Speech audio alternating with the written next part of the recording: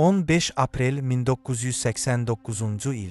Minlərlə insan sadəcə futbol izləmək üçün stadiona gəlmişdi. Amma cəmi bir neçə dəqiqə sonra stadionun tribunalarında elə bir kabus başladı ki, 97 nəfər bir daha evinə qayıda bilmədi. Maraqlısı isə budur ki, uzun illər bu faciənin günahı azarkeşlərin üzərinə atıldı. Bəs Hillsboro faciəsində əslində nə baş vermişdi? Videoya keçməzdən öncə kanala abunə olmağı unutmayın.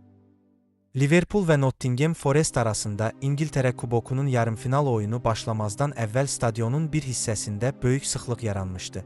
Minlərlə azarkeş dar girişlərdən keçərək tribunaya daxil olmağa çalışırdı. Vəziyyət getdikcə nəzarətdən çıxırdı. Polis izdihamı azaltmaq məqsədilə qapılardan birini açdı.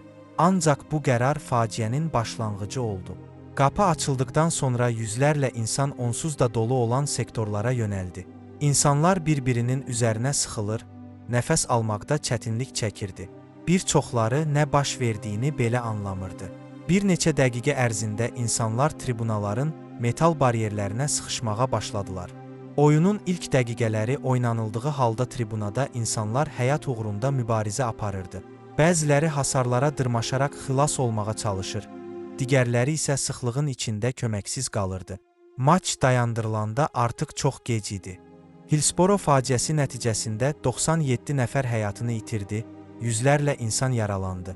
Sonrakı araşdırmalar göstərdi ki, faciənin əsas səbəblərindən biri izdihamın düzgün idarə olunmaması və təhlükəsizlik səhvləri idi. Uzun illər ərzində qurbanların ailələri həqiqətin ortaya çıxması üçün mübarizə apardılar.